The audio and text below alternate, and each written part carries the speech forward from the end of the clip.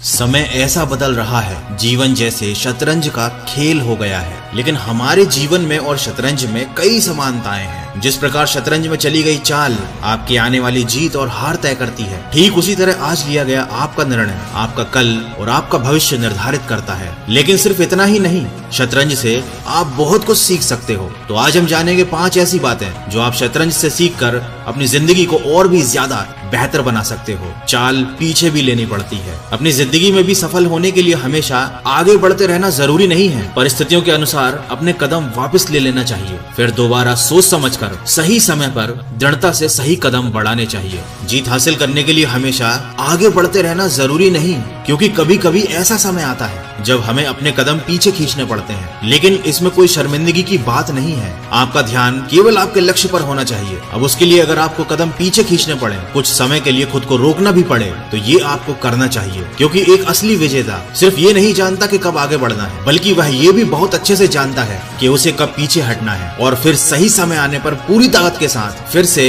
अपने लक्ष्य की तरफ बढ़ना है। केवल बड़े मोहरे ही नहीं जिताते। जैसे शतरंज में प्यादे, घोड़े, हाथी और राजा रानी, सभी में अगर ठीक से तालमेल नहीं बिठाया जाए तो खेल हार सकते हैं। कहने का अर्थ यह है कि जीवन में कभी भी किसी को छोटा मत समझना, क्योंकि जो काम सुई कर सकती है वह तलवार नहीं कर सकती। हर चीज और हर इंसान की अपनी एक महत्वता होती है। आपको सबको इज्जत देनी सीखनी पड़ेगी, क्योंकि आप नहीं जानते आपको कब किससे क्या काम पड़ जाए। और ऐसा करने के लिए आपको अपने अहंकार को किनारे रखना होगा। तभी आप हर छोटे और बड़े इंसान से समान व्यवहार कर पाएंगे। क्योंकि दोस्तों, ऐसा संभव ही नहीं कि आप ही सब कुछ जानते हो, हर सवाल का जवाब आपके पास हो। धैर्य जरूरी है। अब ये कोई बहुत नई बात नहीं है, ये सबको मालूम है कि अगर इंसान के अंदर सब्र की ताकत है तो वह कमजोर रणनीति के साथ भी मजबूत इंसान को पीछे छोड़ सकता है। सब्र की ताकत से आप बुरे से बुरे समय से निकल सकते हो। शतरंज के खेल से हमें ये सीखने को मिलता है कि आप चाहे कितनी ही अच्छी रणनीति बनाएं, लेकिन अगर धीरज के साथ नहीं खेलेंगे तो जीतना आपके लिए असंभव हो जाएगा। और ये चीज हमारे जीवन पर भी लागू होती है। धैर्य रखना केवल काम करते समय ही जरूरी नहीं, बल्कि बोलते समय भी बहुत जरूरी है। पहले धैर्य रखकर सामने वाले की बात को सुने,